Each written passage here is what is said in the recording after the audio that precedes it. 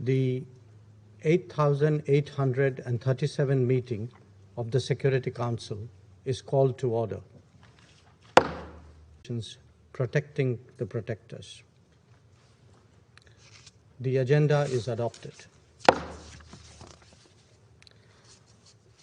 In accordance with Rule 37 of the Council's Provisional Rules of Procedure, I invite the representatives of Afghanistan, Armenia, Australia, Austria, Bangladesh, Belgium, Bhutan, Botswana, Brazil, Bulgaria, Cambodia, Canada, Chile, Colombia, Costa Rica, Croatia, Cyprus, Denmark, Djibouti, Ecuador, Fiji, Finland, Georgia, Germany, Greece, Guatemala, Guinea, Hungary, Iceland, Indonesia, Israel, Italy, Japan, Kazakhstan, Luxembourg, Maldives, Mali, Malta, Marshall Islands, Morocco, Namibia, Nepal, the Netherlands, New Zealand, Papua New Guinea, Paraguay, the Philippines, Poland, Portugal, Qatar, the Republic of Korea, the Republic of Moldova, Romania, Rwanda, Senegal, Slovakia, Sri Lanka, Sweden, the Syrian Arab Republic, Thailand, Turkey, Ukraine, and the United Arab Emirates, as well as others who have requested to participate in this meeting,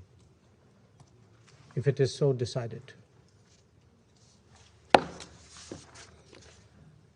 The Security Council will now begin its consideration of item 2 of the agenda. Members of the Council have before them document S/2021/730, the text of a draft resolution submitted by Afghanistan, Armenia, Australia, Austria, Bangladesh, Belgium, Bhutan, Botswana, Brazil, Bulgaria, Cambodia, Canada, Chile, China, Colombia, Costa Rica, Croatia, Cyprus, Denmark, Djibouti, Ecuador, Estonia, Fiji, Finland, France, Georgia, Germany, Greece, Guatemala, Guinea, Hungary, Iceland, India, Indonesia, Ireland, Israel, Italy, Japan, Kazakhstan, Kenya, Luxembourg, Maldives, Mali, Malta, Marshall Islands, Mexico, Morocco, Namibia, Nepal, the Netherlands, New Zealand, Niger, Norway, Papua New Guinea, Paraguay, the Philippines, Poland, Portugal, Qatar, the Republic, ready to proceed to vote on the draft resolution before it.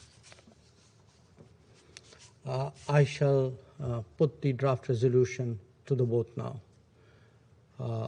Will those in favor of the draft resolution contained in document S/2021/730 please raise their hand?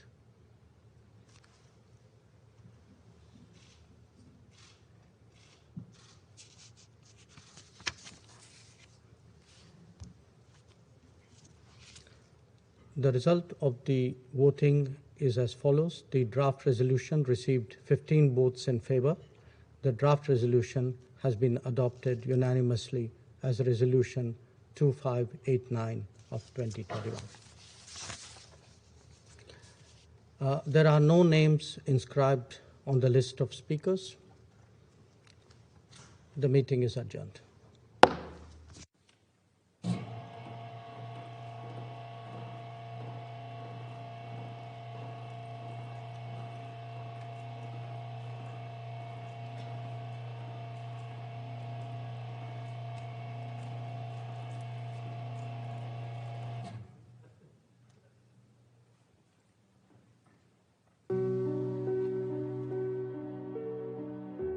United Nations peacekeepers are deployed in some of the most challenging and perilous environments in the world, doing what others cannot, or will not, do. They frequently face threats from armed groups, terrorists, and criminals, many of whom have access to sophisticated weapons and technology. The UN Secretariat's strategy for the digital transformation of UN peacekeeping, with its connections to the Action for Peacekeeping initiatives, addresses how to better integrate the use of technologies to improve the safety and security of peacekeepers, enhance situational awareness and field support, and facilitate substantive mandate implementation. We must protect the protectors, who are working for the cause of peace and security. To this end, UniteAware has been developed and recently piloted in MINUSCA. UniteAware is designed to collect, visualize and analyze vast amounts of complex operational information from many different sources, and present this data to inform short-term crisis response and longer-term decision-making. When deployed, Missions will be able to record data on critical incidents and events, follow daily operational activities like patrols, vehicle and air asset movements, access live video and satellite imagery, as well as information from external sources, and quickly retrieve layers of mission logistic and operational data.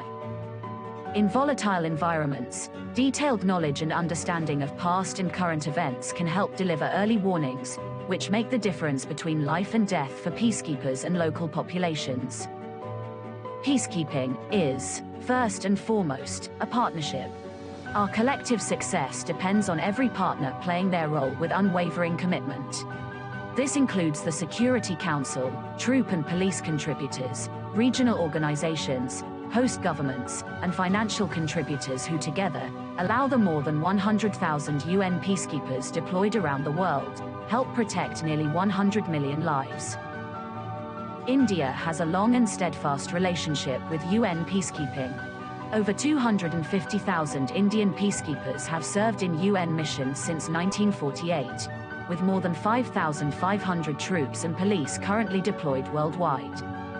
India fully recognizes that peacekeeping is moving into a new phase, where technology will play the critical role in addressing peacekeeping challenges, and has committed $1.64 million to support a successful rollout of the UNITAWARE technology platform, as well as technology training courses for uniformed personnel at the UNSC 4ISR Academy for Peace Operations in Entebbe.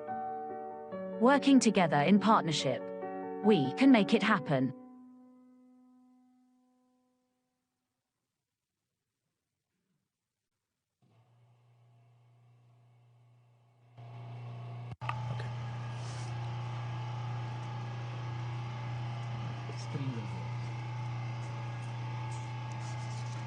Mr. Secretary General, Excellencies, as we formally begin today's open debate on technology and peacekeeping, we wanted to present a short video prepared by the Secretariat on the subject. The video encapsulates the efforts being made under the leadership of the Secretary General to integrate the technological and innovative capacities of member states with the specific needs of the peacekeeping missions. India, as a leading troop contributing country to UN peacekeeping operations, is a proud partner in this endeavor. I thank the Secretariat for screening the video.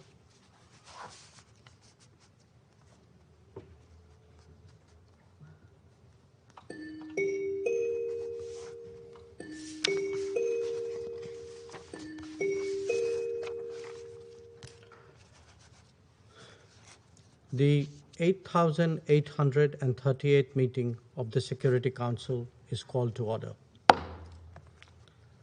The provisional agenda for this meeting is United Nations Peacekeeping Operations, Technology and Peacekeeping.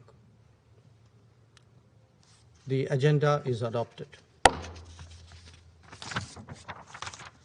The Security Council will now begin its consideration of item 2 of the agenda. I wish to draw the attention of Council members to document S/2021/681, a letter dated 26 July 2021 from the Permanent Representative of India, addressed to the Secretary General, transmitting a concept paper on the item under consideration.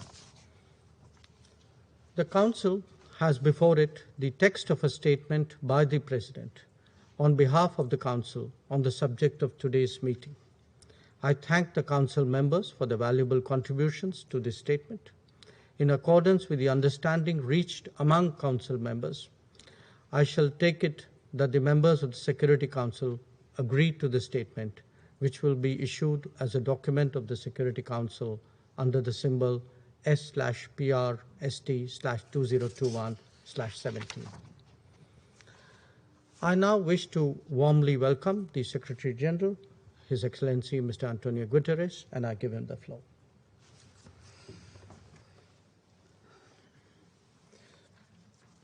Your Excellency, Mr. President, Excellencies, I thank the Government of India for convening today's open debate on technology and peacekeeping.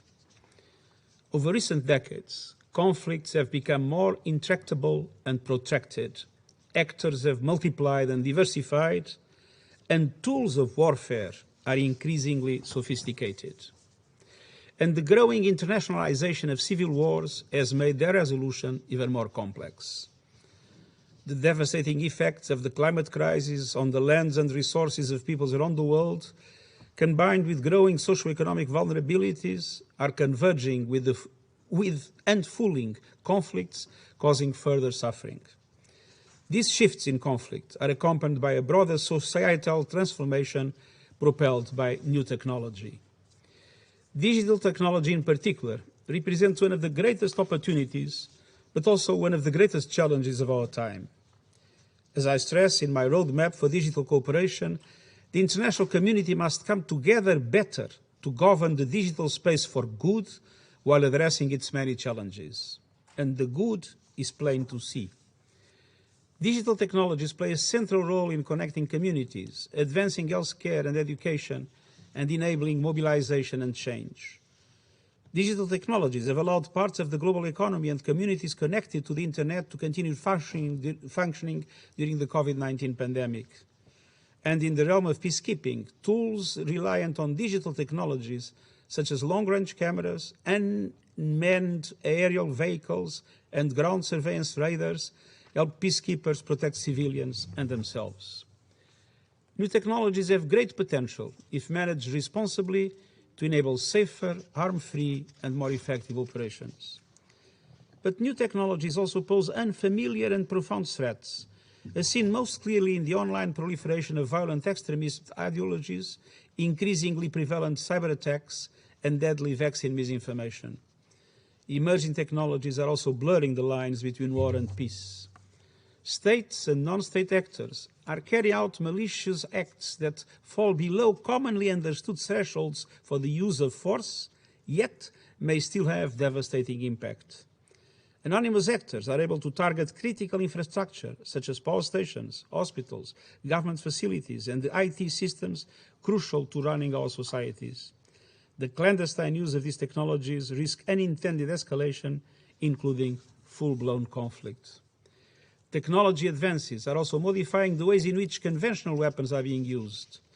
More accurate long-range rockets and missiles are allowing both states and non-state armed groups to carry out targeted strikes at great distances, including against populated areas. And we're also seeing the increased use of autonomous weapon systems. On this rapidly emerging issue, governments must work together to ensure that sufficient human control and judgment is retained in the use of force. In short, new technologies are changing the scale and speed of attack, as well as the character and nature of violence and destruction in war, with an indelible impact on civilian populations.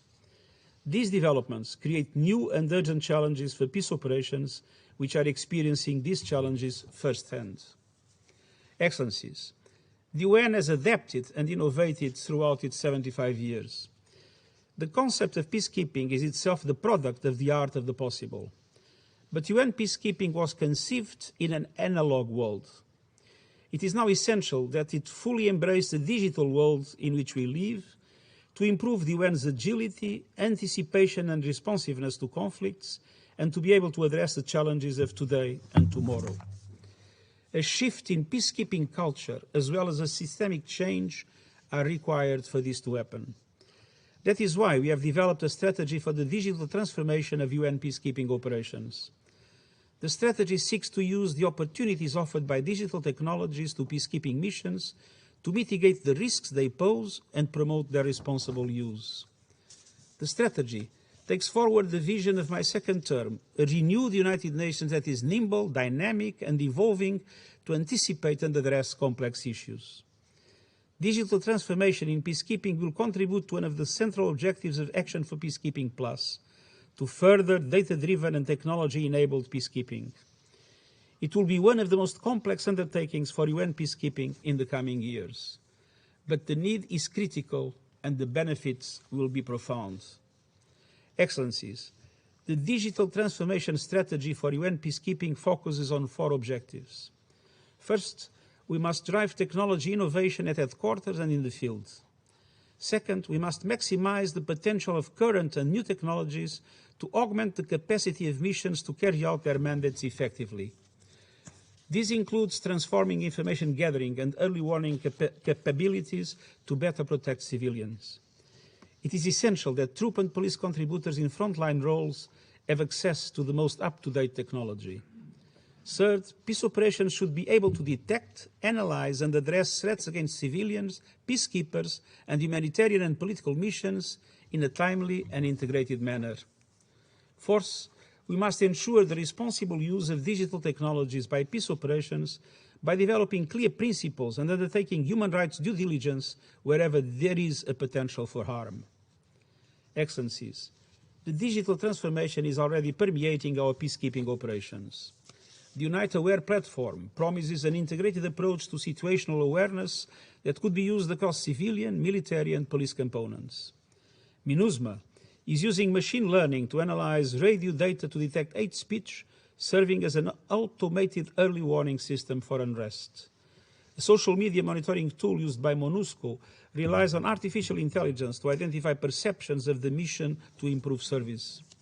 And the Smart Camp initiative will allow for more integrated, efficient, and greener peace operations. But to achieve the vision of the digital transformation strategy over the coming 3 years, we need active engagement and support of Member States. We are looking for assistance in capacity building and training, equipment provision, and financial contributions.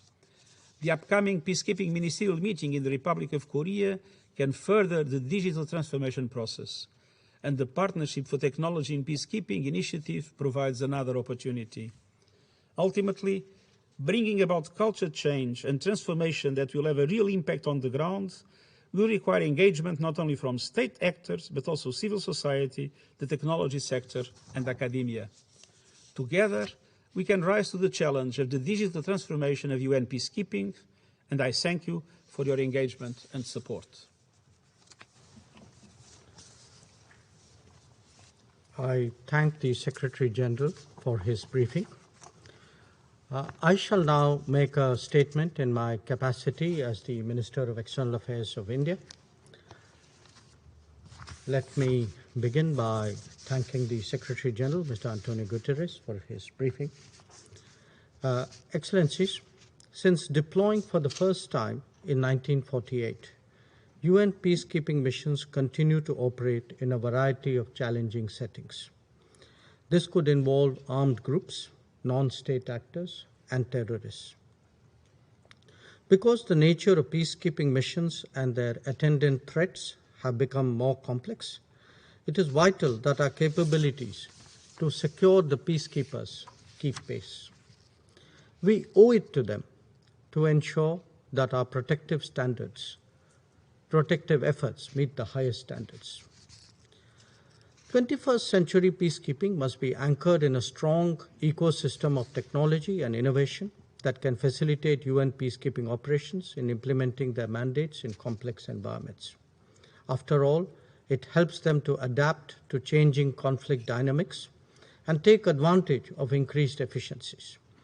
This is also in line with the strategy for digital transformation of UN peacekeeping, which seeks to advance the use of technology across the Action for Peacekeeping, A4P, themes including performance, safety and security, politics, protection, and peace building.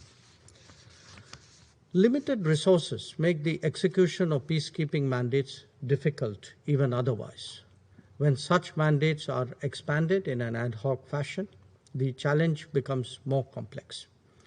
In recent years, peacekeepers have experienced a greater level of asymmetric threats, ranging from landmines to IEDs, and we cannot remain indifferent to this prospect. To execute the mandates, peacekeeping missions must be able to move fast to acquire and validate information from a wide range of openly available sources to enhance situational awareness, augment security, aid operational planning, and support decision-making. UN peacekeeping simply cannot afford to cede the information advantage to those actors determined to undermine prospects for peace by using modern technology to aid their violent cause. Let me therefore propose a 4-point framework that would lay out a possible architecture for securing UN peacekeepers to meet contemporary threats. First, we must focus on operationally proven, cost-effective, widely available, reliable, and field-serviceable technologies. They must also prioritize mobility, both in the sense of agile maneuverability of mission assets and in the sense of use of mobile, digital, or IT platforms. Where deployed, technology should be environment-friendly through the use of renewables and fuel efficiency and the use of environmentally friendly construction materials. Second, we need a sound information and intelligence foundation. Only this will ensure early warning and mobilizing a coherent and early response. A reliable, high-fidelity means to collect, use, process, and share information and data will create advantages from the very start for peacekeeping missions. Precise positioning and overhead visualization of mission environments is critically important to provide intelligence and enhance the safety and security of mission personnel. It therefore gives me great pleasure to announce that India is supporting the UN in the rollout of Unite Awareness Platform across select peacekeeping missions.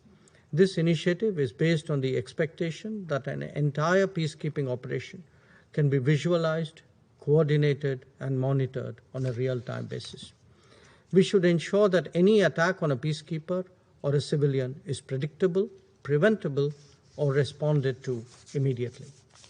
Thirdly, we must contribute to ensuring that technological improvements are continuous and are available on the ground in the gear that peacekeepers carry and the weapons and tools that they use to enhance their mobility, performance, endurance, range, and load-carrying capabilities while guaranteeing their safety and security.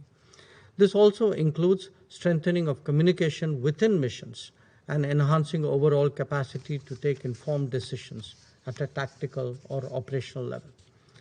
Fourthly, consistent training and capacity building of peacekeepers in the realm of technology needs attention and investment. It is with this in mind that India is committed to long-term engagement with the UNSC C4ISR Academy for Peace Operations in Entebbe, Uganda, to meet the training needs, link it with available technological capability, and shape future requirements. I am pleased to announce that we have signed an MOU between the Government of India and the UN in support of the Partnership for Technology in Peacekeeping initiative and to UN C4ISR Academy for Peace Operations. We would welcome other member states to take active interest in this evolving paradigm. Political will, strengthened partnerships, and shifts in organizational culture are required to take it forward. Maximum transparency should remain a principle of the use of peacekeeping technology, and in particular, when used to enable information gathering and sharing. Peacekeeping requires continuous review, adaptation, and transparent engagement with all stakeholders, as also strong procedural safeguards and effective oversight mechanisms. Excellencies, peacekeeping continues to play a crucial role in India's vision of ensuring international peace and security, providing greater clarity, direction, and professionalism in our UN peacekeeping operations is at the heart of the vision. India has been a pioneer in UN peacekeeping, deploying more than 250,000 troops over the years in as many as 49 peacekeeping missions, serving under the blue flag.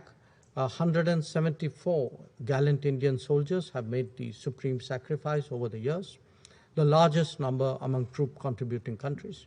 In keeping with this tradition, we have today more than 5,000 personnel deployed across 9 missions.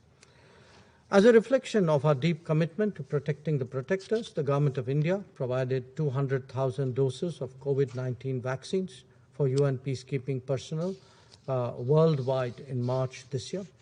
We are pleased that as the outcomes from our discussions today, the Council has adopted a resolution on accountability of crimes against UN peacekeepers, as well as a presidential statement on technology for peacekeeping, the first such UN Security Council document on this topic.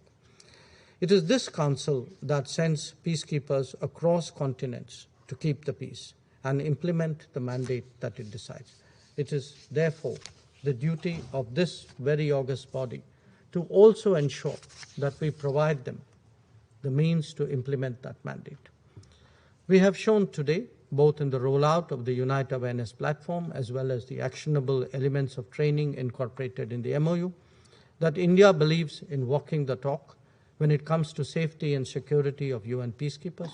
We hope that in our discussions today, we get an equally strong reaffirmation of the UN's intent. I thank you all, and I now resume my duty as President of the Council. I now give the floor to Her Excellency, Ms. Eva Maria Limets, Minister for Foreign Affairs of Estonia. Thank you, Mr. President. At the outset, allow me to thank India for convening the high-level open debate and leading the negotiations on the corresponding presidential statement. I would also like to congratulate India on the successful adoption of the resolution about protecting peacekeepers. In addition, I thank the Secretary General for his insightful intervention. As was already highlighted, the integration of relevant existing and new technologies into peacekeeping missions can enhance mandate implementation, including the protection of civilians. It can also strengthen the safety and security of peacekeepers, which is urgently needed given the high number of peacekeeping fatalities. In short, peacekeeping missions simply cannot afford to lag behind in the use of modern technologies. Estonia believes that special focus should be given to gender-responsive technologies that are driven by the practical needs of end users. The use of environmentally responsible solutions, including renewable energy, in United Nations peacekeeping operations is equally important. There are practical steps that need to be taken in order to support the better use of innovations in ongoing peacekeeping missions. In this regard, I would like to highlight 3 observations. First, it is crucial that we become better at tapping into our collective knowledge regarding new technologies and best practices. On this note, I would like to commend the Secretary General for his ongoing initiatives, including the Unite Aware platform, that seek to connect the technological and innovative capacities of member states with the specific needs of peacekeeping missions. Estonia encourages further cooperation in this area. Second, all knowledge about new technologies and best practices is of little use unless these are actually integrated into peacekeeping missions. Therefore, it is crucial to ensure that the necessary political, legal, and financial frameworks are in place, which would allow for innovations to be swiftly adopted. Estonia also welcomes the development of the strategy for digital transformation of UN peacekeeping. We look forward to its release and subsequent implementation. Third, we must also become better at carrying out regular reviews to ensure that the technologies used in peacekeeping missions are indeed the best ones out there. Peacekeeping missions take place in a constantly changing environment. Technology is evolving quickly. Therefore, peacekeeping missions need to develop continuously in order to keep up with these changes. Mr. President, peacekeeping has often been referred to as the flagship of the United Nations enterprise. The Security Council must spare no effort to drive innovation that enables this flagship to continue to evolve with the changing realities. It is crucial for the millions of people whom peacekeeping serves and for the hundreds of thousands of people who serve in peacekeeping. To conclude, I reiterate Estonia's full support to the responsible use of technology that would enhance the ability of peacekeepers to do their noble job more effectively. Thank you. I thank Her Excellency, Ms. Limets, for her statement. I now give the floor to Her Excellency, Ms. Linda Thomas-Greenfield, Permanent Representative of the United States and member of President Biden's Cabinet. Thank you, Mr. President, and thank you for bringing this important issue before the Security Council. I also thank you, Secretary General, for your briefing. Today's peacekeepers work day and night under some of the world's most severe circumstances to address threats to international peace and security, and we thank them for their service. They deserve the most advanced, cutting-edge technology to help them do this difficult job better. The right technology helps keep peacekeepers safe, and it helps them keep the communities they serve safe too. So it is our duty to ensure they have the technology and use it appropriately. After all, we all share responsibility for ensuring the safety and security of peacekeepers as they in turn protect civilians. It's a top priority of the Secretary General's Action for Peacekeeping initiative, and it's a top priority for us too. This initiative, the A4P+, further emphasizes the need to ensure well-being of peacekeeping personnel, including providing reliable medical support for all peacekeepers. So we deeply appreciate the Secretariat's efforts to improve emergency medical care practices using technology. We have supported these priorities through our own capacity building partnerships for years, working with contributing countries and providing them the technology and equipment they need to enhance their medical capabilities and save lives. The right technology can also increase mission efficiency and effectiveness. Peacekeeping missions predominantly operate in areas with unreliable power or without electricity grids altogether. Missions look for autonomous power supply options and rely heavily on diesel generators to overcome this challenge. In fact, more than 90% of the total consumed electricity by peacekeeping missions is supplied by diesel generators. This diesel costs a great deal, a large share of total mission cost. It accounts for the majority of the UN's greenhouse gas emissions, and it leaves missions vulnerable to supply chain disruptions. It's time to disrupt this reliance on diesel.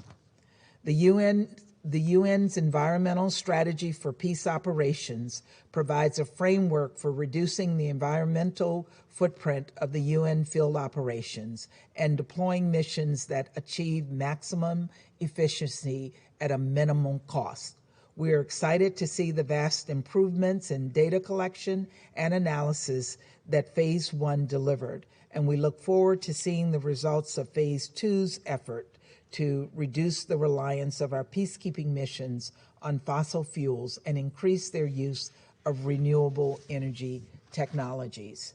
And we continue to seek innovative solutions to today's peacekeeping challenges and attempt to scale these solutions across missions. We must take a phased and gradual approach. Our TCC and PCC partners need time to develop, learn, deploy, and sustain new capabilities. Procuring and sustaining new equipment requires additional training, different maintenance and spare parts, resources, and patience. Contingent owned equipment guidelines and reimbursement rates will also need to ensure TCCs and PCCs are compensated for their investments in technological solutions. And wherever we encounter capability gaps, we should work through the light coordination mechanism to share information and identify potential capacity building partnerships to close these gaps.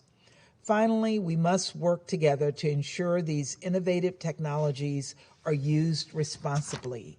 Military intelligence, surveillance and reconnaissance, including unmanned aircraft systems and camp security technologies, offer promising solutions to peacekeeping operations, but they must be used in line with UN doctrine and policy.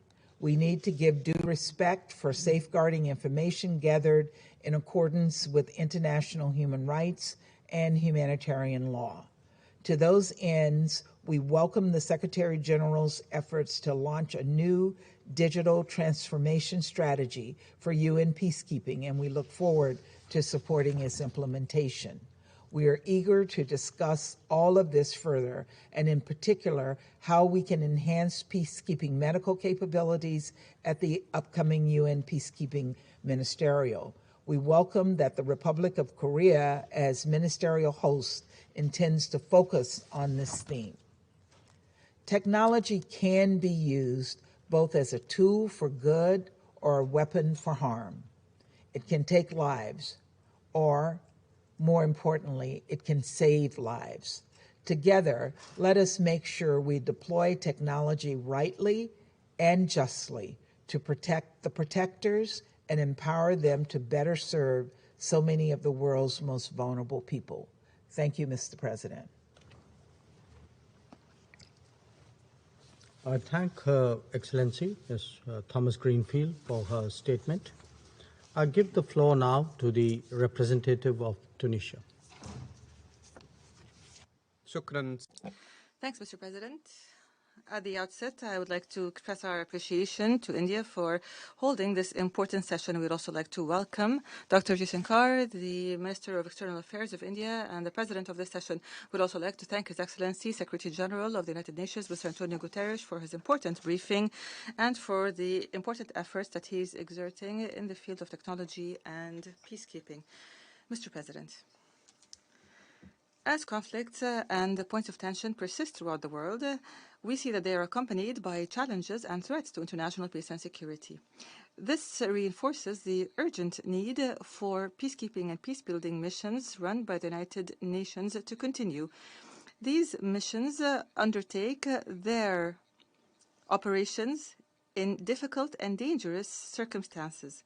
And the past years have witnessed the emergence of new challenges and difficulties that are related to the nature of the conflicts themselves, which have become more violent and more complex because of the advances in weaponry, and they have become more widespread geographically as well as more prolonged. Moreover, we note the numerous and interlinked nature of the parties to the conflict and the spreading range of their humanitarian and security repercussions, as well as the social, economic, and political repercussions. We also note the effect of other elements such as pandemics and environmental factors and climate change and others, not to mention the growing role of terrorist organizations and armed groups and organized crime, which are involved in one way or the other in conflicts and current crises. All of this has been reflected on peacekeeping and peacebuilding missions whose responsibilities and operations have multiplied and are now working in more hostile environments and are facing greater dangers and challenges at all levels. And their responsibilities include providing the necessary protection to the elements of these operations as well as their headquarters, especially in light of the great increase of operations and attacks that target the peacekeepers. Here, and in light of the increasing variety of traditional and emerging challenges and the severe and extreme threats to international peace and security and the lives of millions in conflict areas, we cannot simply confront these challenges using traditional methods that don't necessarily guarantee the ability of the United Nations missions to perform their tasks as efficiently as needed. Therefore, there is need for a new approach that is based on enabling these missions and equipping them with all the necessary means to confront these challenges more effectively, and this has become more urgent than ever before. And at the forefront of these means is the use of modern technology through the adoption of a clear strategy to integrate such technology in peacebuilding and peacekeeping missions. Here, these missions need to advance and develop their analytical and field operations using AI applications in order to analyze conflict data, as well as adopt the satellite mapping technology and GPS data systems in order to determine the locations of IDPs and refugees and to determine means of reaching them and meeting their needs. In addition, these missions need technology to document human rights abuses and monitor the movements of parties to the conflict and track armed groups, as well as observe operations of arms smuggling and the movement of fighters, especially through digital mapping and social media. Here we need to enable UN missions and teach them to use modern technology in order to enhance the security and safety of peacekeeping mission members, such as providing them with ways to detect IEDs and technological means to combat misinformation, especially in light of COVID and the dangers of terrorism. Moreover, we stress the need to use unmanned aerial vehicles to reach hard-to-reach areas or areas which constitute a threat to the lives of peacekeepers.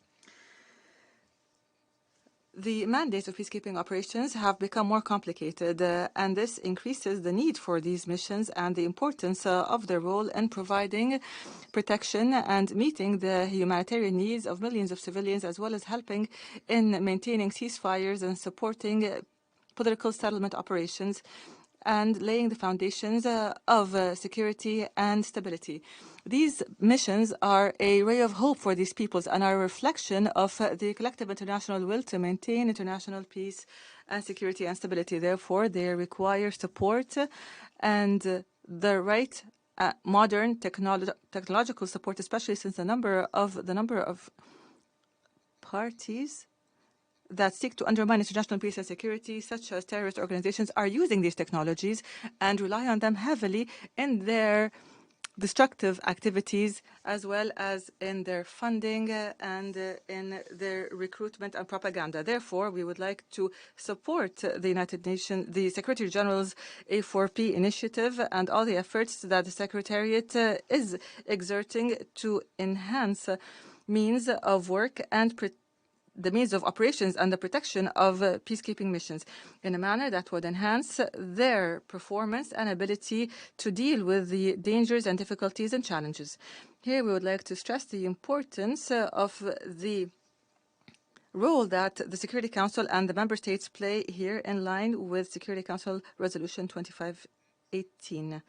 In closing, Mr. President, we would like to note the initiative to launch the Unite Aware platform to enhance the use of modern technology in peacekeeping. And we would also support the PRST, and we renewed Tunisia's commitment to providing an active and effective contribution to international peace and security, which is one of our most important priorities since joining the United Nations peacekeeping operations in the 1960s. I thank you, sir. I thank the representative of Tunisia for his statement. I give the floor to the representative of China.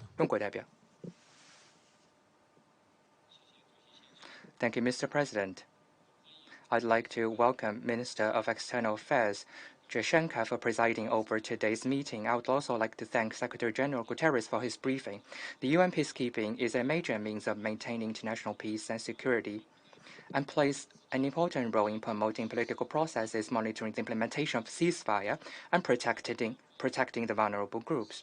Meanwhile, as the forms and nature of conflicts and disputes evolve, the peacekeeping operations are faced with more complex risks and challenges.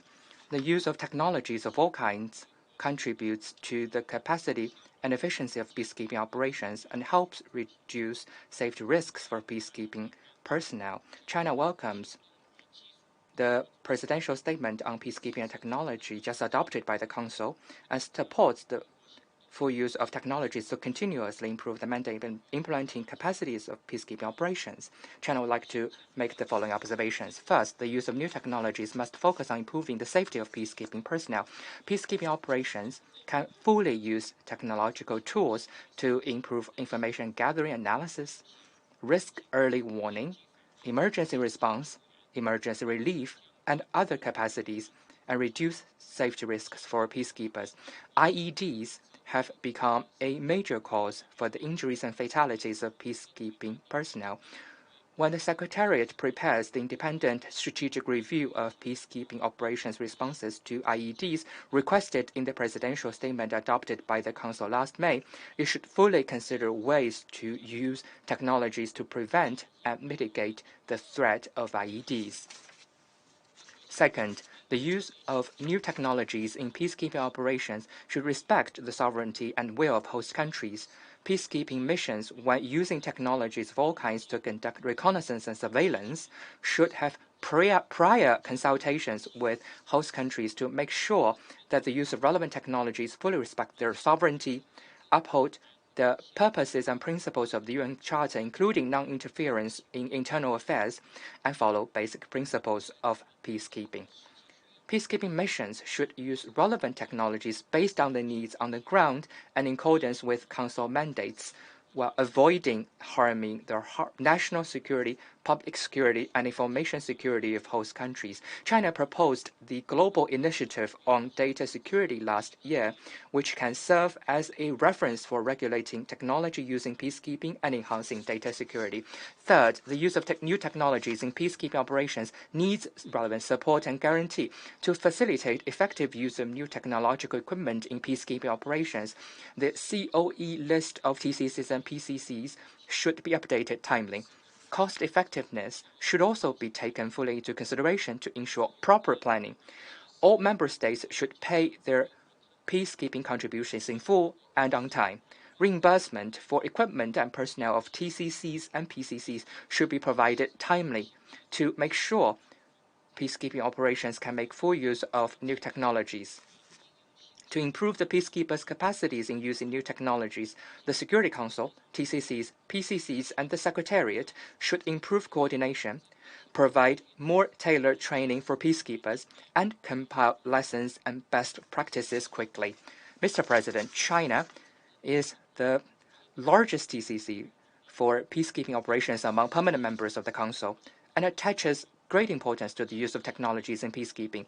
We have responded positively to the tripartite cooperation mechanism championed by the UN and provide support on the use of new technologies to other TCs and regional organizations in their peacekeeping operations.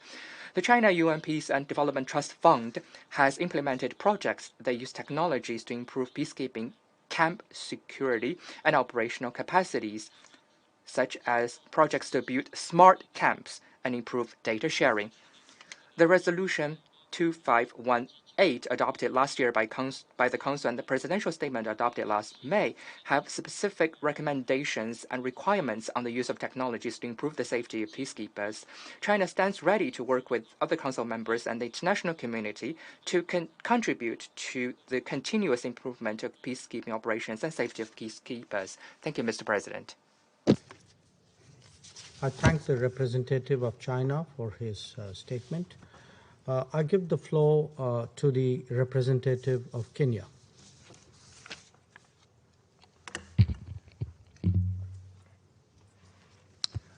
Thank you, Your Excellency, Minister Jaishankar. I thank Their Excellencies Mr. Antonio Guterres for his insightful briefing on this important subject. Kenya has for many years participated in UN peacekeeping missions around the world as our contribution to international peace and security. Our peacekeeping story is similar to other troop and police contributing countries represented here, which is a story of continuing commitment to humanity, peace, and political stability, and to the prosperity of all peoples of the world. The core mandate of this Security Council is to pursue and maintain international peace and security.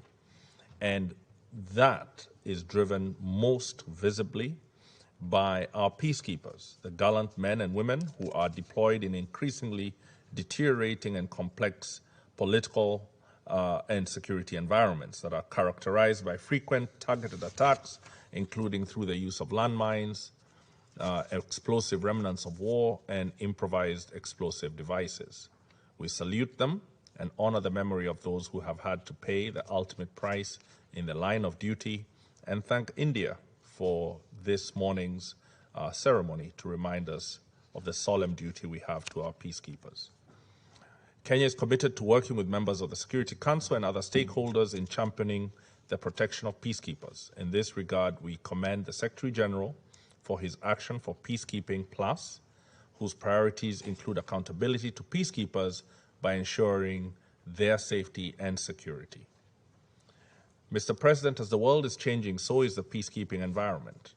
One of the most revolutionary agents of change globally is the exponential advancement in technology, and its use has become an indispensable tool in all facets of life, including in peacekeeping.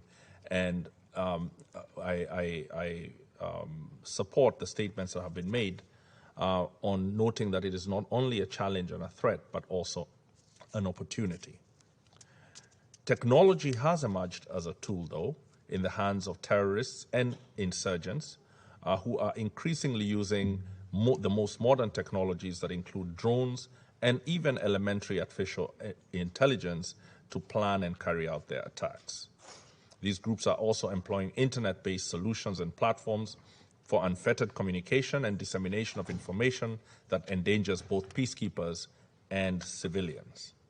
Kenya welcomes the efforts by UN departments to enhance the use of technology for peacekeeping operations. We are particularly delighted by the launch of the Unite Aware platform and others aimed at enhancing situational awareness of the peacekeepers. I therefore thank India for partnering with the Department of Operational Support to ensure the success of this project. Allow me, Mr. President, to underscore 6 points that are pertinent to the employment of technology in the protection of peacekeepers. First, we need technology to be fully integrated into mission mandates, and the Security Council should ensure that approved personnel have the strength and equipment that has requisite technological enablers with corresponding budget provisions. This technology should include counter-IED and EOD equipment and the ability to exploit the electromagnetic spectrum for the benefit of peacekeeping missions. In addition, there should be a capability for the detection of inflammatory and violent speech on social media that endangers civilians in the theater and peacekeepers as well. And social media companies should be pushed to respond to the needs of these missions.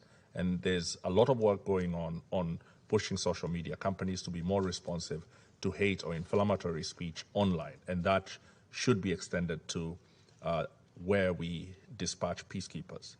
Secondly, troop and police contributing countries should be encouraged to deploy with essential equipment for which the UN should be ready to reimburse accordingly. Countries that have the means to support such operations gratis through the Secretariat are encouraged to do so. Third, with diverse forces coming together for peacekeeping operations, there can be significant interoperability challenges and duplication between units. It is therefore important to set standards that should be strictly adhered to by all missions. The possibility of sharing technology solutions and equipment across missions should also be explored. Such sharing would come with the added advantage of cost effectiveness and developing a common operating infrastructure on which future operations can seamlessly build upon. Fourth, we need to gain and maintain the trust of the host nations by ensuring that the information collected using this modern technology is only utilized to protect the UN mandate, its personnel and installations, as well as civilians. This Council should emphasize responsible use of technology by avoiding unnecessary deployments and keeping to a strict adherence to the principles of impartiality and neutrality. Fifth, while focusing on technology, we must be reminded that the basic foundations of armed conflict remain the same. Peacekeepers must therefore be properly grounded on the physical, moral, and conceptual foundations of conflict in the environments they operate in. Technology comes into the picture as an enabler of the mandate. Finally, and this is an obvious appeal, but I think bears repeating, the most devastating technologies remain the gun and the ammunition that it uses. And we, I think, need to help missions assist countries in their disarmament efforts to prevent guns and ammunition getting into the hands of illicit actors who are engaged in hostile operations when we dispatch peacekeepers. Let me conclude by reiterating Kenya's commitment to the advancement of international peace and security through well-facilitated and equipped peacekeepers for sustainable stability and prosperity. I thank you. I thank the representative of Kenya for his statement. I give the floor now to the representative of the United Kingdom.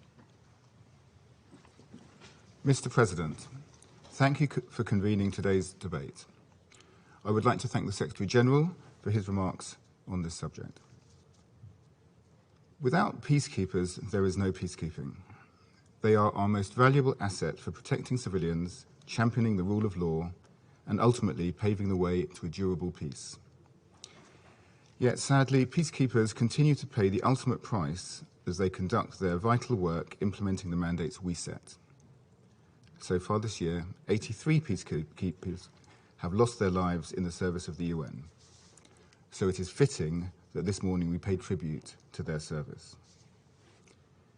We must work collectively to ensure peacekeepers' safety and security, both for their protection and so that they are better empowered to deliver their mandates. Technology and innovation, supported by thorough training, can enhance the safety and security of all UN personnel. That is why the UK is proud to partner with India, support initiatives such as Unite Aware. This is a technology platform which improves peacekeepers' situational awareness and information analysis, vital elements in keeping them safe. Technology such as this, alongside developments in peacekeeping intelligence, helps protect our peacekeepers and support their ability to protect civilians. It contributes to the overall effectiveness of each mission. It provides real operational benefits. We have seen this on the ground through the recent UK deployment to MINUSMA in Mali. UK troops have gathered intelligence to support mission planning and improve mission performance. Recently, UK personnel led a cordon and search operation to seize weapons and equipment hidden by terrorists, threatening local communities. A first for MINUSMA for some time. But of course, technology is only one part of the challenge of mitigating the risks to peacekeepers. We must also ensure that all peacekeepers receive training in basic military skills and skills specific to the task. Maintaining and improving the knowledge and skills of peacekeepers will have an invaluable impact on casualty reduction.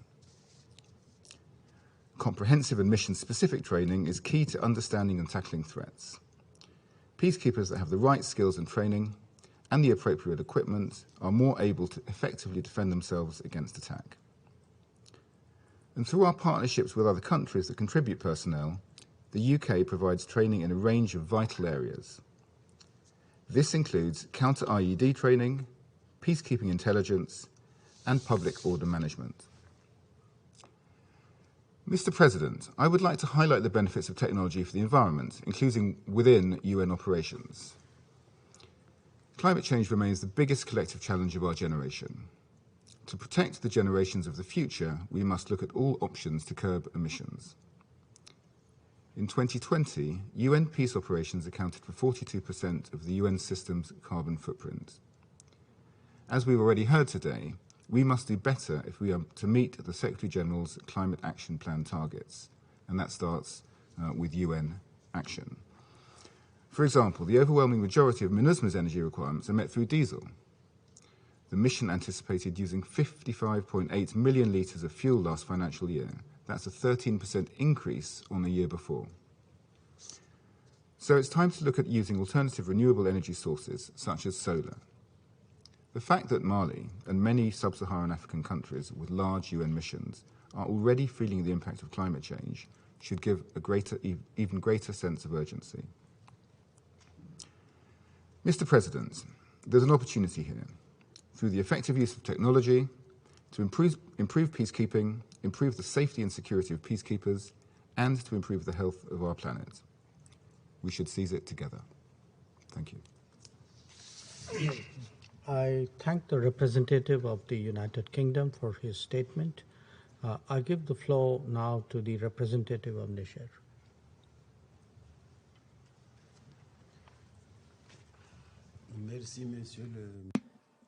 Thank you, Minister. Over recent years, peace operations have been happening in difficult and perilous terrains, in a context marked by frequent deadly terrorist attacks against blue helmets, civilians, and the armed forces of host countries. Against this particular backdrop, the use of technology for peacekeeping is absolutely indispensable as a performance multiplier, particularly given the constraints resulting from the COVID-19 pandemic. This is why I would like to thank India for having included this important topic on the Council's agenda. I would also like to thank the Secretary-General for his briefing. The importance of digital transformation of peace operations goes without saying, as is attested to by the growing numbers of dead and injured within missions. This dismal outlook means that more than ever we must ensure permanent adaptation of Blue Helmet's equipment, since the hostile forces are using sophisticated equipment to achieve their own ends. President, given the increasing ability of hostile forces to procure new technologies which allow them to increase their ability to harm, we must no longer delay, since we cannot win today's battle using yesterday's tools, as was so rightly recalled by His Excellency Cho Hyun, Permanent Representative of the Republic of Korea, on the 17th of June 2021 during the meeting on the United Nations Strategy on Digital Transformation of Peacekeeping Operations. Given the realities on the ground, as highlighted by the Secretariat, the Security Council, countries contributing troops and financial resources, as well as all peacekeeping partners, Niger strongly encourages the use of technology in these operations. Technologies facilitate the accomplishment of mandates in the complex situations and circumstances in which they operate. In a word, this will allow us to improve the performance of missions, to facilitate rapid and effective stabilization actions, and facilitate the safety and security of the blue helmets, the protection of civilians, without whom the effective accomplishment of mandates could not be completed. The digital transformation of peacekeeping operations could facilitate a better knowledge of their environment and the situation on the ground, notably through obtaining rapid information with the help of sophisticated equipment. The use of new technological innovations would allow for a significant improvement in the scope, coverage and precision of observations on the ground, and would help to close the existing gap between mandates and capacities. This would also allow for a reduction in crimes in theatres of operation and an increase in the protection of civilians and the safety and security of blue helmets. Therefore, the use of new technologies could compensate for the lack of adequate resources often facing missions. This would allow them to be more active in effectively fulfilling their mandates. However, seeking to improve performance must also go hand in hand with ensuring that our use of new technology complies with international law and the respect for the private lives of local people. The rules governing their use must be clearly laid out and defined so as to avoid any missteps.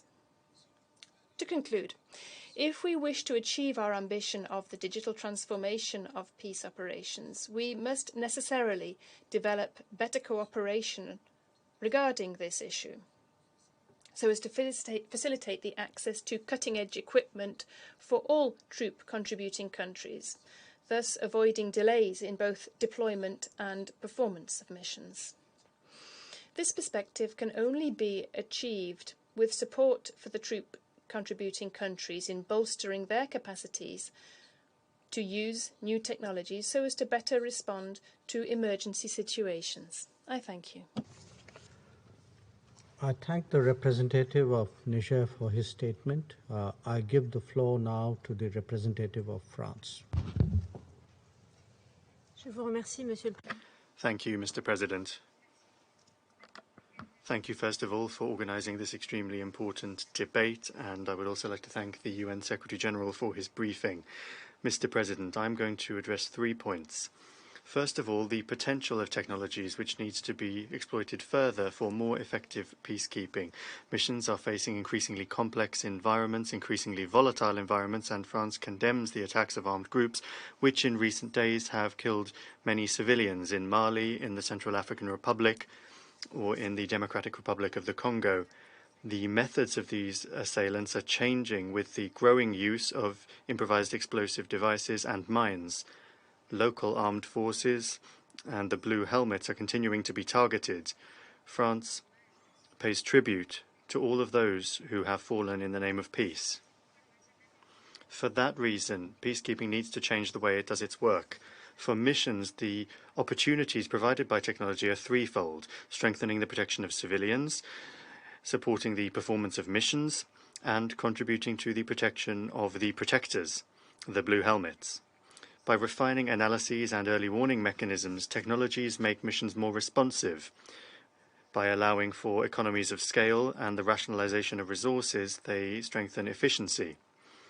And by modernizing the defense of camps and providing them with sustainable energy that reduces the frequency of logistics convoys, it makes the work of the blue helmets more safe and secure.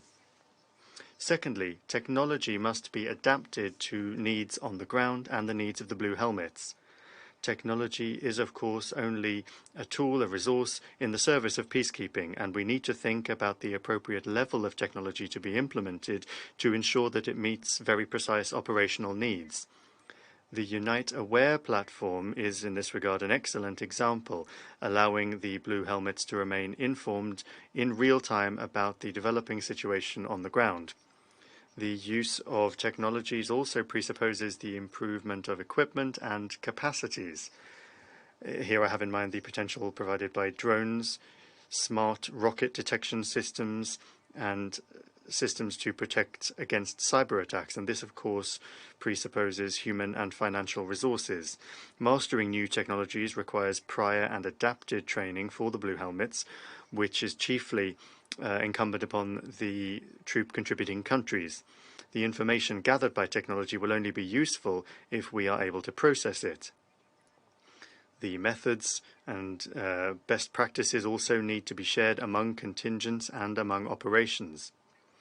In Mali, for example, the lessons that were learned when it comes to detecting and combating improvised explosive devices would certainly benefit from being shared with other missions. Lastly, Mr. President, this is my third point. Technology must be used in a responsible way in the service of finding political solutions, and it should be used in the service of implementing mandates in full compliance with the principles of peacekeeping, with international humanitarian law, and with the protection of human rights. We must also promote the digital integration of all, including women and young people. The potential of digital should be used to create further early warning and rapid response networks, as is the case within MINUSMA. If it isn't focused on populations, technology will not be able to work in the service of lasting peace. Lastly, technology can be used more to protect the environment. Here I have in mind the use of energy-efficient materials or limiting emissions, which is allowed for by digitization. And this is the direction we should be going in. Mr. President, a great deal remains to be done, and the strategy for the digital transformation of peacekeeping, which has just been finalized, should maximize the potential of these technologies, complementing the operations already undertaken by Blue Helmets, which should continue. This is among the priorities of the A4P Plus initiative of the Secretary-General, which France fully supports. The potential of technologies will also be on the agenda at the ministerial meeting on peacekeeping in Seoul in December. We will continue our thinking there that we've started today, and we will work for peace. Thank you. I thank the representative of France for her statement. I give the floor now to the representative of Vietnam. Thank you, Mr. President. I thank the Indian presidency for organizing this open debate. I thank you, ministers, for presiding over our discussion today. We also thank the Secretary General for his insightful and comprehensive briefing. Mr. President, Over the years, peacekeeping has become one of the UN's most important tools in the maintenance of peace and security. It has evolved to address complex situations and take up challenging mandates, facilitating cessation of armed conflict, implementation of ceasefire and political agreement, protection of civilian, humanitarian assistance delivery. However, peacekeepers are facing more and more challenges. Peacekeeping, therefore, must be equipped with proper tools to enable our men and women in the field to effectively carry out their mandate and to protect them from the various threats. It becomes more and more evident of the differences that technology can make to peacekeeping. We see great potential in using technology as an enabler to enhance the safety and security of peacekeepers and the effectiveness of mandate implementations. And at the same time, the application of technology should be driven by practical needs of concrete mission and task. Further possibility could be realized through further research, training and application of technology at field level and at UN headquarters. It should also be continuous before, during and after deployment to ensure sustainability and progressiveness. Peacekeepers must be properly prepared, equipped and afforded the best protections, including through the ensured access to the ownership and the use of technologies and participation opportunity in an equitable manner. In this connection, we applaud efforts undertaken by troop and policy and police contributing countries and the Secretariat to encourage the use of technologies. We also take note of the recent adoption of the strategy for the digital transformation of the UN peacekeeping, with an aim toward harnessing the potential of digital technology and better deliveries of peacekeeping mandate. On the other hand, we recognize the possible risks often associated with the use of technology, such as misinformation, disinformation, irresponsible management, and use of data, etc. Even so, we should not shy away from exploring the significant possibility offered by technology. Instead, its application should be carried out and managed in a careful manner to ensure practicality, efficiency, and confidentiality. The selection of technology should also align with the technology capacity building and training of each troop and policy contributing country, as well as the specific context of each peacekeeping mission.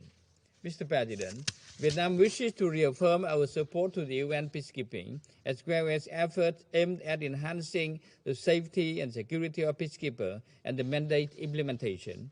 With this in mind, we encourage the member states to continue engaging in dialogue and cooperation, including through engagement with the UN Secretariat at the Security Council and other relevant UN fora, in order to find effective measures for the use of existing and the new technology in peacekeeping, while respecting the principle of peacekeeping, international law, and the sovereignty of state. We look forward to further engaging with all partners in this regard. I thank you, Mr. President. I thank the representative of Vietnam for his statement. I give the floor now to the representative of Norway. Thank you, Mr. President. Let me start by thanking India and you, Your Excellency, Dr. Jaishankar, for arranging this debate and for presenting a presidential statement on how we can move forward on this important issue. As technological advances continue at a breathtaking pace, it is most timely that the UN Security Council meets to discuss the role of technology for UN peacekeeping. Mr. President, we need to make sure that the peace operations are set up in the best way possible, also when it comes to the use of relevant technologies. Norway fully agrees with the focus given to technology as a cross-cutting issue and the preparations for the Seoul Ministerial. We are convinced that this focus will help ensure that further progress can be made in the current implementation phase of the Action for Peacekeeping initiative, also known as the A4P+. Norway welcomes the strategy for the digital transformation of peacekeeping. It is, as the Secretary-General himself emphasized, an important contribution to the Secretary-General's vision statement in which he identified digital transformation as an imperative for the next 5 years. Norway fully concurs with the emphasis placed on the use of technology to enhance the safety and security of peacekeepers, and strengthening the capacity to protect civilians is a key Norwegian priority. We will therefore provide funding to project undertaken by the Department of Peace Operations that is using data and technology to enhance performance on the protection of civilians by the UN operations. This includes the SAGE database and the Unite Aware platform. Norway is a strong believer in the importance of making active use of technology to enhance political processes. Political process is conducive to the establishment of a protective environment to the benefit of both peacekeepers and civilians. Equally important, an inclusive political process is vital in laying the ground for lasting peace. Digital technologies can play a key role in that regard through the facilitation of an analytical, gender-responsive, forward-looking understanding of conflict environments. However, one cannot simply assume that active use of digital and other technologies will change everything for the better. Norway therefore welcomes the guiding principles for the digital transformation strategy, which includes do no harm, inclusion and transparency, and sustainability and scalability. Those principles are equally relevant regarding the use of other technologies. In this regard, it is critical that the digital dignity of affected people is preserved by protecting their personal data. To move forward, we need to ensure that discussions on the use of technology are integrated in all aspects of the peacekeeping planning process. Moreover, the use of various technologies should continuously be evaluated and adapted as the missions progress and lessons are learned.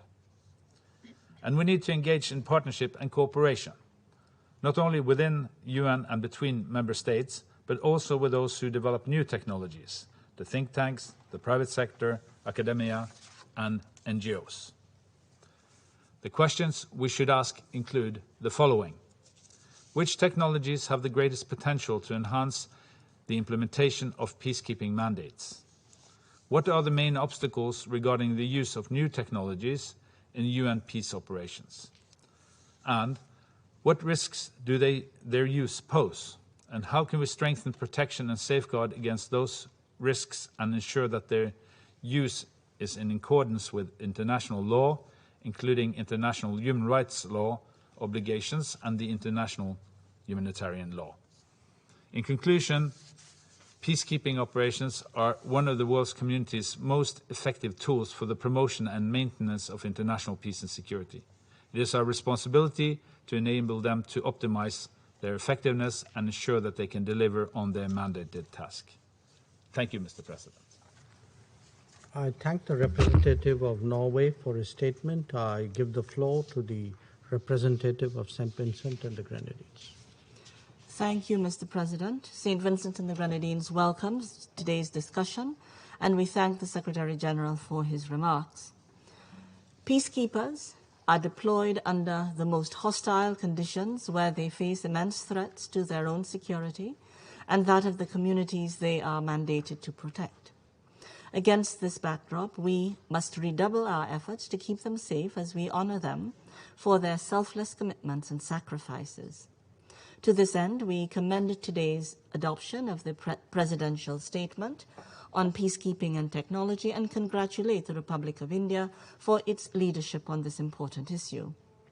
Mr. President, a wide array of health, socio-economic, political, security, and environmental hazards threaten stability in conflict-affected countries. These interconnecting challenges, which include the COVID-19 pandemic, the climate crisis, and asymmetric threats posed by terrorists, armed groups, and organized criminals, undermine the effectiveness of peace operations and place at risk the lives of their uniformed and civilian personnel. St. Vincent and the Grenadines condemns in the strongest terms recent hostilities that targeted peacekeepers in northern Mali and aggressions against UNAMA's compound in Afghanistan. These incidents provide a striking reminder that all attacks against UN personnel and infrastructure, wheresoever and by whomsoever committed, must be promptly investigated and those found responsible must be held to account. Under no circumstance should impunity for attacks against peacekeepers be tolerated. It is widely accepted that innovative technologies serve as force multipliers in mission settings by improving surveillance, information gathering, and peacekeeping intelligence, increasing situational awareness and strengthening force protection, enhancing strategic communications, including capacities for monitoring and countering disinformation, misinformation, and hate speech, and supporting decision-making and mandate delivery at the strategic, operational, and tactical levels. We must strive to ensure that these competencies are made widely available to each peacekeeping operation. In this regard, it is crucial that all stakeholders, including troop and police contributing countries, member states, and the Secretariat, work closely together to provide each mission with adequate resources, as well as clear, focused, and actionable mandates to ensure that peacekeepers are able to discharge their duties safely and efficiently. Enhanced triangular cooperation is essential for implementing Resolutions 2436, 2518, and other relevant outcomes that address peacekeeping performance and bolster the safety and security of peacekeepers. It is imperative that modern technologies that assist with explosive ordnance detection, management, and disposal are made available to all mission settings whenever possible, transferred to host countries that grapple with residual risks of improvised explosive devices and other remnants of war. IEDs have claimed the lives of far too many uniformed and civilian personnel. It is also crucial that peacekeepers are provided with safe and effective COVID-19 vaccines to protect them and the host communities in which they are deployed. To conclude, Mr. President, my delegation commends all efforts to modernize peacekeeping through measures such as the Secretary-General's Action for Peacekeeping Initiative and the United Nations Strategy for the Digital Transformation of Peacekeeping. We also welcome all efforts to increase the use of renewable energy technology in UN peacekeeping missions. These technologies improve climate compliance, enhance mission efficiency, and bolster the safety and security of UN personnel. St. Vincent and the Grenadines encourages further integration of modern technology into peacekeeping and emphasizes that these technologies must always be reliable, gender-responsive, environmentally friendly, and meet the practical requirements of peacekeepers in the field. They must also, in every circumstance, fulfill the national needs and priorities of the host countries in which they are deployed. I thank you. I thank the representative of St. Vincent and the Grenadines for her statement. I give the floor now to the representative of the Russian Federation. Thank you, Mr. President. We welcome your personal participation, Minister Jaishankar, in today's event. We highly appreciate your country's contribution to peacekeeping efforts of the UN. India is not only one of the biggest contributors of troops to peacekeeping operations, but also actively participates in discussions at the UN aimed at improving the performance of peacekeepers and improving the conditions of their work. It is no surprise, then, that these issues have taken centre stage during India's presidency of the Council. We are grateful to you for raising such important issues as ensuring the safety and security of blue helmets and the use of new technologies in peacekeeping. We supported the initiative to prepare the two respective documents. We value the work done by your country's delegation. As a result of that, we have genuinely balanced documents that take into account the interests of all Council members. For that reason, Russia joined the ranks of the co-sponsors of the resolution on accountability for crimes committed against peacekeepers. Mr. President, the Blue Helmets do their noble duty in extremely complex and dangerous circumstances, risking their lives on a daily basis, and their contribution to the business of peace is invaluable. Therefore, crimes committed against peacekeepers, the investigations of them and punishing those responsible requires special attention. We need to create mechanisms that allow us to ensure the administration of justice in an unprejudiced way and quickly in all such cases. Of particular need here is cooperation from the host country, the troop contributing countries and the UN Secretariat. They all need to work in harmony, in good faith, and with the necessary level of transparency. Our view is that the resolution that was adopted today has removed some of the existing lacunae in this area. Concerning the need to supply peacekeepers with modern equipment, that isn't in any doubt. We are living in a rapidly changing technological world, and of course new technologies and peacekeeping is an important subject, many aspects of which UN member states still need to discuss in order to come up with common approaches. The Secretariat should closely monitor the course of these discussions and take their results into account in its work.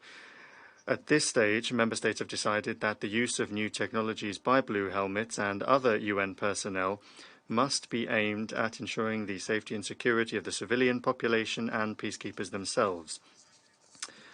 Advances in technology do have a future, but where there are opportunities, there are also risks. Peacekeepers introducing and using IT and digital technology should not present a threat to the sovereignty of the host state, that of its neighbours, or should not violate the private life of citizens. And this matter is particularly sensitive when we're talking about the UN, an organisation with a unique reputation for justice and impartiality, the main task of which is to selflessly help those most in need. Mr. President, we thank the UN Secretary-General for the assessments that he conveyed. Against the backdrop of the UN system adapting to new challenges and the diversification of international mechanisms and instruments for the prevention of and resolution of crises, UN peacekeeping undoubtedly will remain one of the most effective instruments for conflict resolution and for providing assistance in state building at the initial post-crisis stage. At the same time, there are often situations where peacekeeping presences have been deployed for decades without this guaranteeing any tangible progress in resolving and removing the root causes of conflicts. This means that we need to think about the effectiveness of mandates and whether it's appropriate to inflate them to the detriment of the national responsibility of states for their internal political processes. An equally important role is played by the quality of interactions with the authorities of the host country. In this context, we are convinced that the effectiveness of peacekeeping efforts is far from always dependent on the provision of technology, gender representation, or the number of advisors deployed in all sorts of issues that are not specifically relevant for peacekeepers. We must not forget that the most important thing is overcoming political confrontations, and that is the alpha and omega of the UN's performance and that of its peacekeeping operations. The history of conflicts in various different regions of the world has shown that it is specifically good quality, laborious political and mediation efforts while observing state sovereignty that helps remove the root causes of conflicts rather than simply addressing the symptoms. Supporting a political settlement must be the priority for peacekeeping. Otherwise, even if there is a temporary lull, crises run the risk of returning. Thank you. I thank the representative of the Russian Federation for his statement. I give the floor now to the representative of Mexico. Muchas gracias. Thank you very much, President. We welcome you to the Security Council and also recognise the presence of the Secretary-General and the Minister for Foreign Affairs of Estonia. Mexico thanks you for convening this open debate and the SG, the Secretary-General, for his briefing. The complexity of today's armed conflicts and their multidimensional nature require truly integral solutions. This is why the availability and effective use of technologies are imperative in the context of peacekeeping in the 21st century. Against the backdrop of rapid technological change, there is potential to resolve operational and tactical challenges, including improving effective deployment, supporting the fulfillment of mandates, or bolstering the security of personnel on the ground and of host communities. Technologies can also be a crucial element in early warning mechanisms, which allow us to avoid serious humanitarian crises, mass atrocities, and other violations of human rights.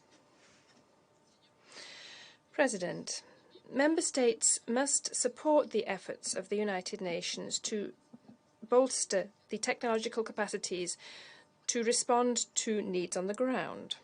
We urge the Department for Peace Operations and the Department of Operational Support to step up dialogue with Member States to identify challenges and opportunities. We also note the strategy for the digital transformation of UN peacekeeping, which goes in line with the Secretary-General's roadmap for digital cooperation, and in which we appreciate the coordination work between various entities of the system.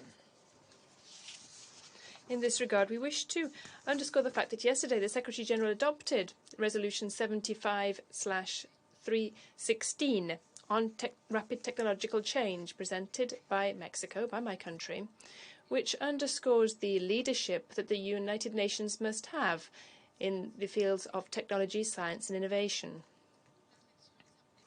The lessons learnt from this pandemic show us that remote exchange of information can also benefit from the involvement of other organizations, funds and programs of the United Nations and of humanitarian agents on the ground and representatives of civil society. These aspects must be taken into account when adjusting peace operation mandates, taking into account the recommendations of the Special Committee of Peacekeeping Operations, the C34, and also of troop contributing and peace contributing countries. Mexico believes that the forthcoming ministerial summit on peacekeeping, to be held in Seoul next December, will be an opportunity to discuss in depth the cross-cutting issues of technology and the development of medical capacity. My country also reiterates its support for the commitments of the Action for Peacekeeping Plus initiative in relation to the use of technology to improve the timely detection of threats, and we support the call for peace operations to be endowed with new technologies, allowing them to provide timely, routine and emergency medical assistance. We also observe that the use of social networks as a part of a concerted operation of strategic information can strengthen relationships between missions and the communities where they are operating.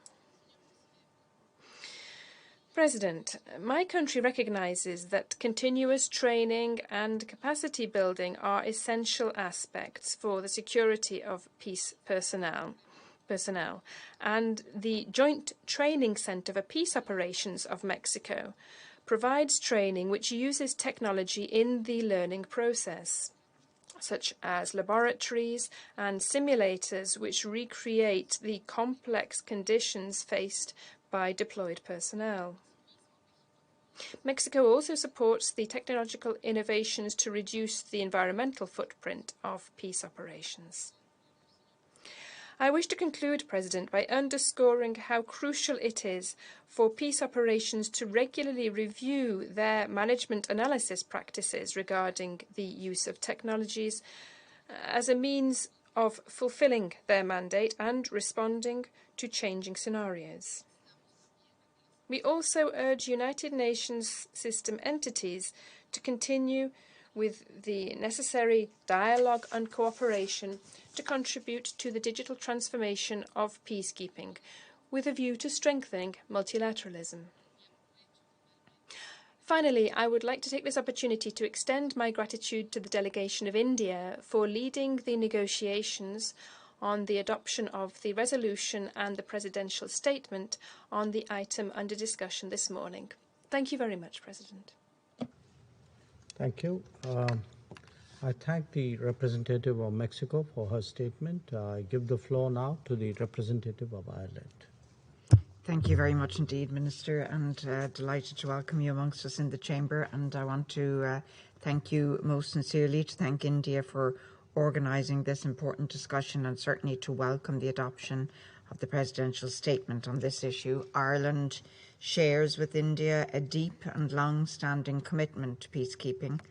Indeed, Irish and Indian troops today proudly serve side by side in UNIFIL and UNDAF in the noble service of humanity. For all peacekeeping nations, the safety and the security of our peacekeepers is paramount. When lives are lost, there can be no impunity for those responsible. For this reason, we also very much welcome the adoption this morning of the resolution on addressing impunity of crimes against peacekeepers, which we are very pleased to co-sponsor. Mr. President, as others have said this morning, the risks our peacekeepers face are wide-ranging, and they are constantly evolving, from IEDs to complex attacks to drone technology. Effectively addressing these threats requires consideration of the safety and security of peacekeepers right throughout the mission cycle, from inception to transition. Indeed, we know now that the period of reconfiguration and transition of peacekeeping missions heightens the risk of threats to both peacekeepers and to civilians. Ensuring that transitions are properly managed, coordinated and organised helps to significantly reduce those risks. This is a priority for Ireland on the Security Council, and we look forward to hosting a ministerial level meeting on this during our upcoming presidency in September. Mr. President, we have learned through bitter experience that technologies can be used to destabilise or exacerbate conflicts, but we also know that technologies can offer valuable assistance in equipping and resourcing peacekeepers in peacekeeping operations and in fulfilling mission mandates. How we harness and manage new technologies is crucial. As you pointed out, Minister, enhancing situational awareness and early warning mechanisms and missions that can improve decision-making for the protection of UN personnel and the protection of civilians is essential. Technology can also play an important role as a force multiplier. It has the potential to offer UN peacekeepers greater situational awareness, improved data analysis, and thereby improve the safety and security of missions, while also increasing their effectiveness. This is particularly true also with regard to the protection of civilians. UNITAD is a good example of how innovative technologies can be used effectively. We therefore welcome the strategy for the digital transformation of UN peacekeeping, which supports the use of technology across the action for peacekeeping themes, including performance, safety and security, politics, protection, and peace building. Mr. President, in order to maximise the opportunities of technology, peacekeeping missions need to be adequately resourced. Training must also be designed to leverage the capabilities of technology. While gaps can arise in the levels of equipment and training available to peacekeepers, it's imperative that, at a minimum, all troop contributing countries have equal access to self-protection technologies that support their critical safety and security. This includes through improving situational awareness and early warning, including through artificial intelligence. We recognise the particular importance of unarmed, unmanned aerial vehicles, while emphasising that their use must always be in compliance with international law and respect the core principles and values of the United Nations. Mr. President, clearly our much valued peacekeepers should not be playing catch-up when it comes to new technologies. Armed groups are becoming ever more innovative in their use of emerging technology. In response, we must share valuable insights, and we need to be equally innovative in how we mitigate this threat. This includes examining how armed groups exploit the accessibility of information and technology. Here, effective export controls are crucial. Recognizing the growing importance of technologies and their risk to international peace and security means that we must stay ahead of the curve through innovations in multilateral diplomacy and digital development to achieve the Sustainable Development Goals. To do this, we need greater cooperation and engagement with regional organisations, private sector and civil society in order to responsibly develop and use technologies. We need to ensure, literally, that no one is left behind as technology advances. In particular, we need technology that is gender transformative, not gender blind. The correct use of technology to support peacekeepers can be an enabling factor in support of improving the proportion of women peacekeepers, a name I know we all share at this table. As a country with a long-standing record of contributing to peacekeeping missions, Ireland is committed to continuing to share our experience and help build capacity with others to develop and use critical technology to ensure the safety and security of our peacekeepers. So thank you once again, Minister. I thank the representative of Ireland for her statement. There are no more names inscribed on the list of speakers. Before closing, I would like to thank once again all the distinguished participants who joined us today. I would also like to thank the member states which have so far submitted written statements on the subject of today's discussion. We look forward to receiving more. Statements that are received by the end of today will form part of the compilation of written statements. The meeting is adjourned.